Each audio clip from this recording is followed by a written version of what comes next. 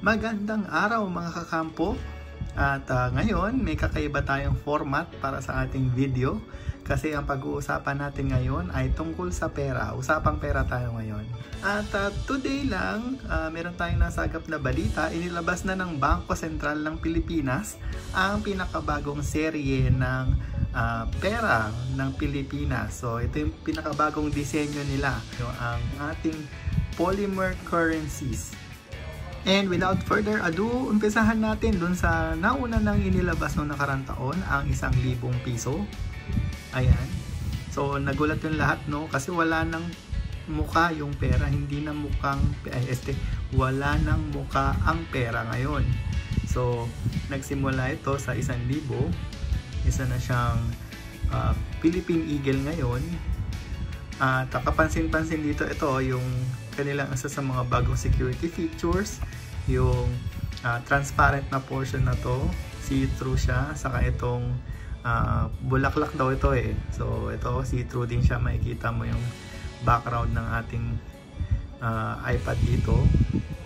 And ito yung likuran. So alam niyo naman na yan kung ano yung mga nasa likod ng 1,000. South Sea Pearl at silhouette ng ating bansa o yung entire map natin, which is I think hinahanap pa nga nila dyan, dapat kasali din daw yung Kalayaan Island Group or yung Spratlys, no?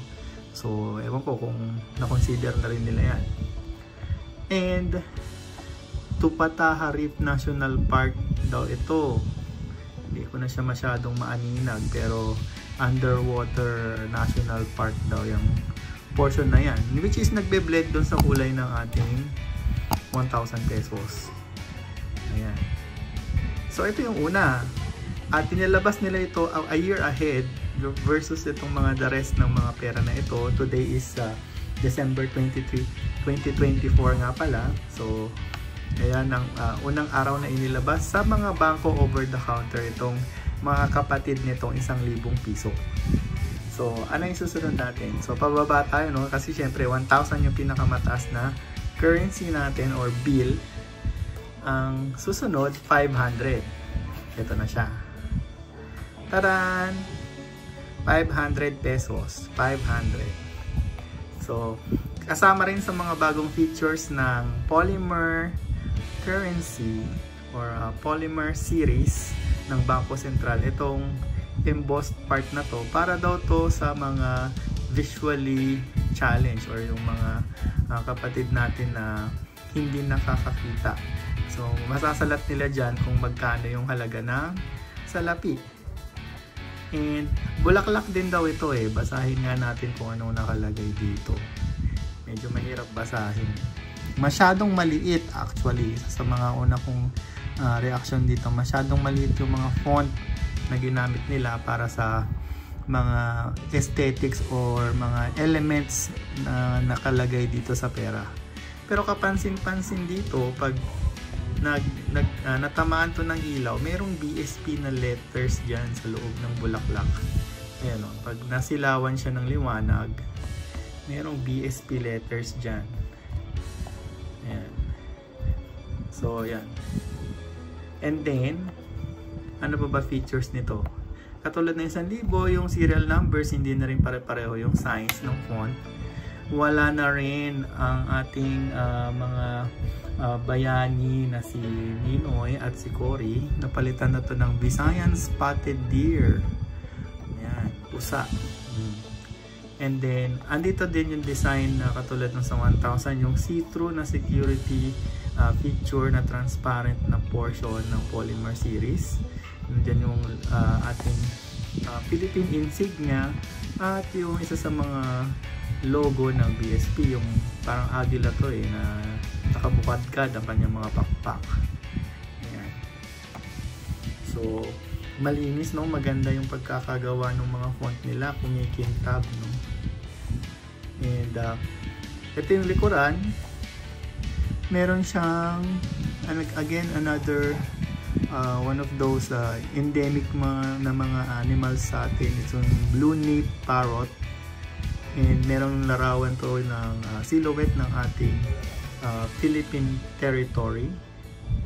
And Puerto Princesa Subterranean National Park naman itong nandito sa may right section. So again, hindi siya prominent, no? So parang ano kasi siya eh, naka-blend sa kulay nung mismong salapi yung kanilang mga national parks or yung mga location na na-capture nila. So very subtle lang siya. So yan, mga bato lang daw yan, pero Puerto Princesa Subterranean River daw yan. So next tayo, ang next na currency na meron tayo ngayon na bagong labas ng BSP ay ang 100 pesos. Taran! Sa 100 pesos, ganun pa rin pala yung kulay nila mga kakampo, no? So yung 1,000 may pagka-asul. Ayan, tapos yung 500, may dilaw siya, dilaw. Of course, 500 yan, dilaw. Ito may ube, no? May pagka-purple siya or violet. Ang 100 pesos. Ang kaibahan, wala na si Manuel Rojas. Ang nakalagay dito is masyado talagang maliit yung font, no? So, ang sabi ito ay Palawan Peacock Pheasant. So, I guess sa Palawan lang ito makikita. Yan, meron din bulaklak dito. Silhouette na naman siya, no? Actually, makukulay itong mga bulaklak eh. Nung tinignan ko yung website nila, yung pinagbasihan nilang mga bulaklak, makulay siya eh. Pero nawala yung kulay, ginawa nilang silhouette eh. So, halos pare-pareho na lang siya. So, parang outline na lang ng petals yung nailagay nila sa pera mismo. So, ang tawag dito sa bulaklak na to is Ceratocentron Pheaseli. I think scientific name yan. I'm not sure kung ito yung sampagita, no? Kasi parang yung isa dito sampagita daw eh. And then, ayan, nakapirma na si BBM dyan, ano? 2024 series. Ayan ulit, ascending or increasing size yung font ng kanilang serial numbers. At andito pa rin yung message nila, yung kung $, in God we trust, ang peso, pinagpala ang bayan na ang Diyos ay ang Panginoon. Bible verse na, hanapin na lang natin.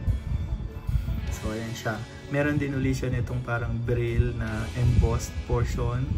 At ito, mas prominent na nakikita yung logo ng Bangko Sentral dito sa transparent na security portion niya. So kita nyo na yung pakpak nung ibon, I think agila ito. At medyo mas malaki din yung insignia ng Pilipinas dito sa taas. Sa likod, ayan, whale shark, butanding ang finiture nila sa likod ng 100. Almost similar pa rin naman siya dun sa naunang series natin, yung new generation series na ipapakita ko sa inyo later. Ang nadagdag lang talaga itong portion na to at itong bulaklak na transparent or see-through. Siyempre, ang last but not the least na currency natin or denomination ay ang 50 pesos. Ito na siya ngayon. Same color, mapula-pula siya.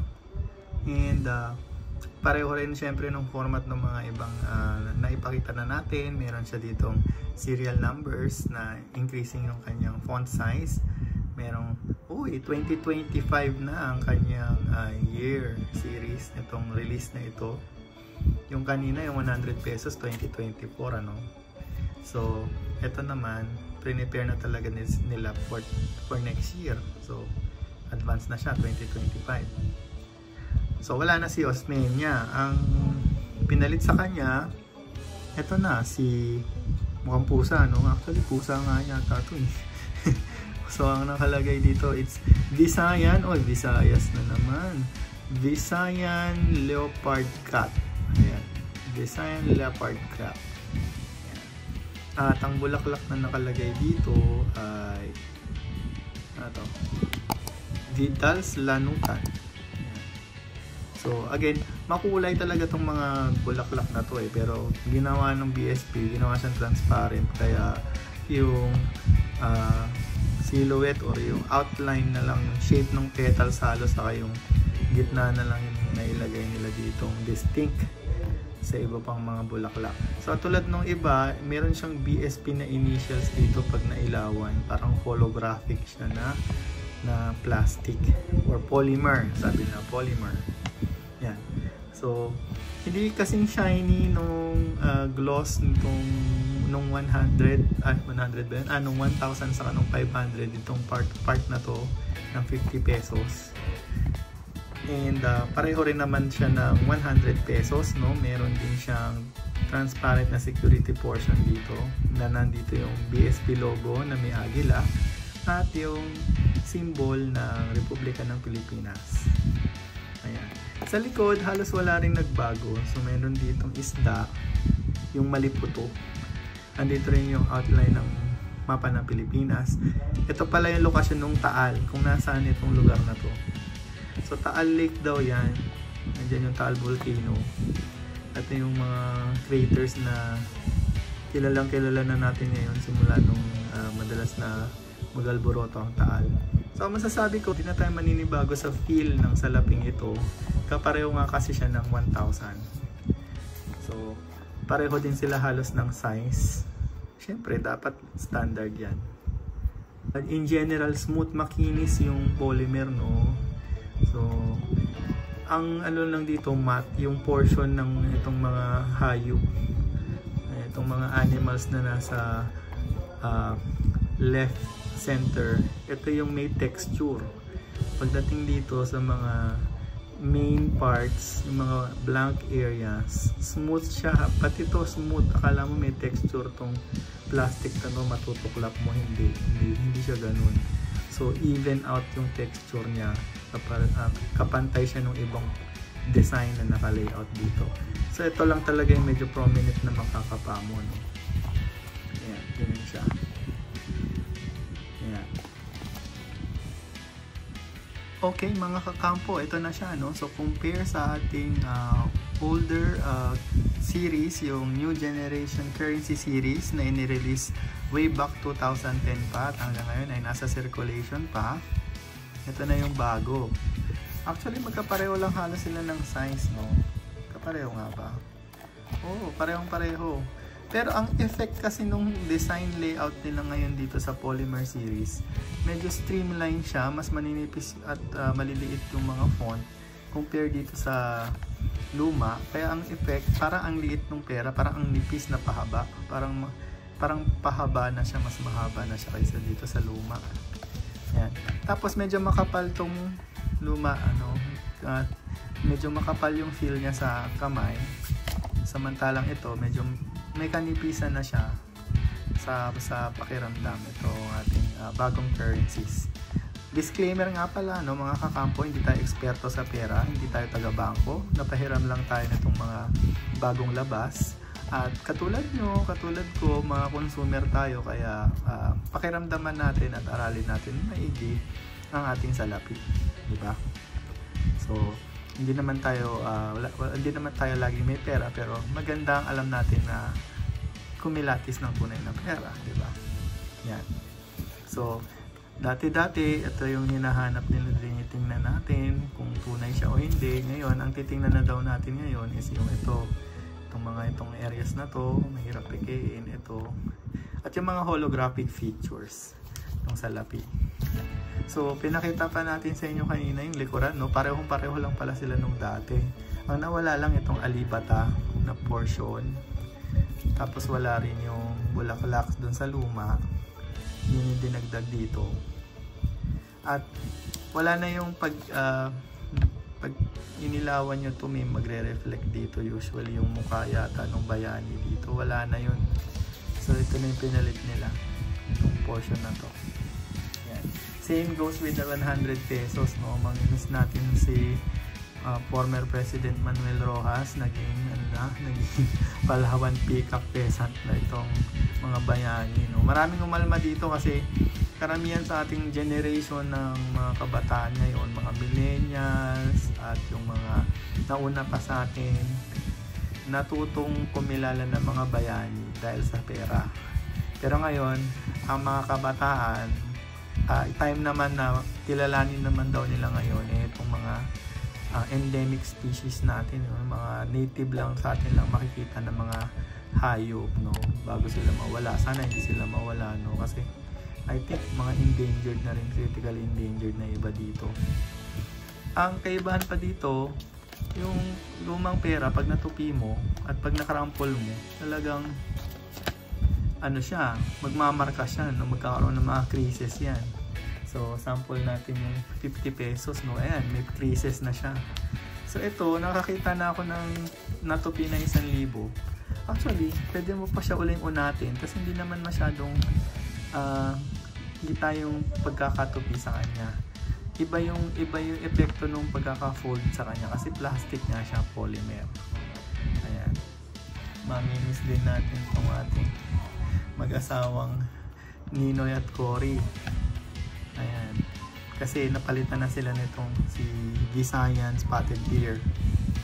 Ayan. Medyo late nga to, bago nga itong release na to kasi ang unang 500 na naabutan ko, 'di ba? Bilang batang 90s is si Ninoy lang yung nakalagay. Tapos tinabi na si Cory nung wala na siya. Magkasama na nga sila, sabi nila.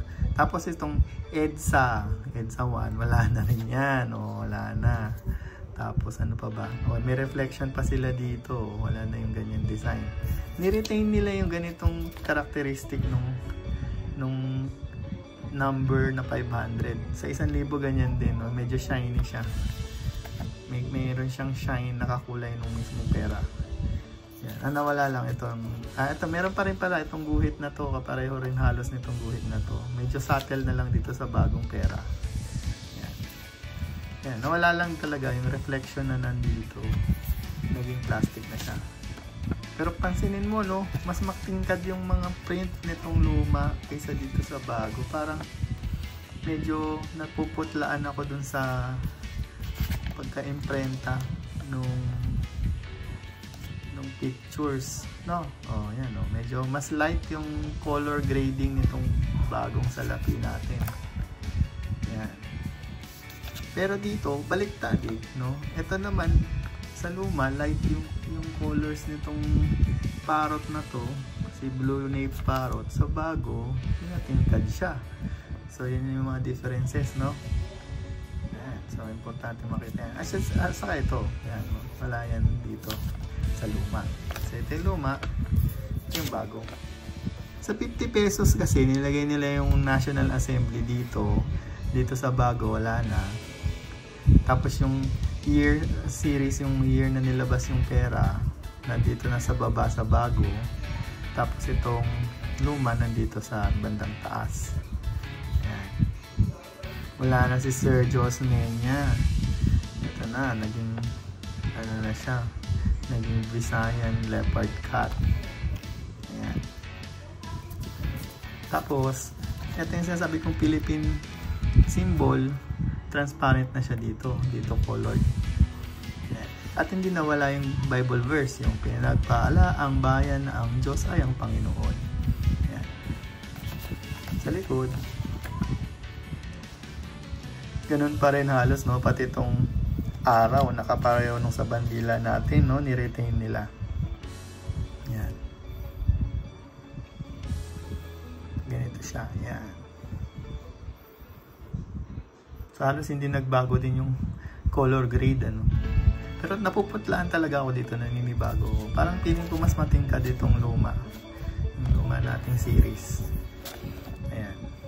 So bakit nga pa tayo nagpalit sa polymer, no? Ang sabi ng BSP, konting kwento lang, mas matagal daw ang lifespan nitong pera natin na ito, itong bago. Kasi nga, made of polymer fibers ang material.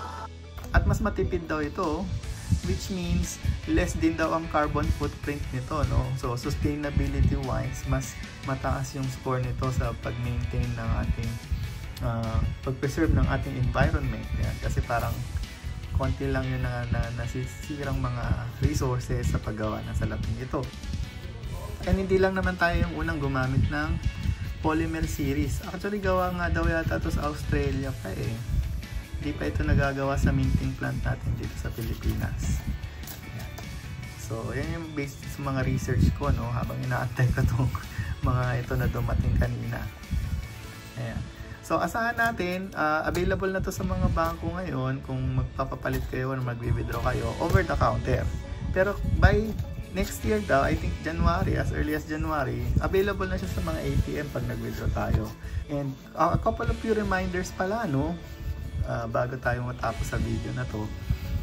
Pwede ba tupiin? Kasi di ba nagkaroon ng issue dati itong 1,000, bawal daw tupiin. Pwede naman daw, sabi ng BSP. Huwag na lang sirain, di ba? Yung lukutin, planchahin, lalo na planchahin. Ang nangyayari yata, natutunaw daw ito, Hindi lang to nasusunog, mabilis to matunaw. Kasi nga may pagka-plastic siya. So pag nalukot siya, huwag na nating subukan planchahin, di ba?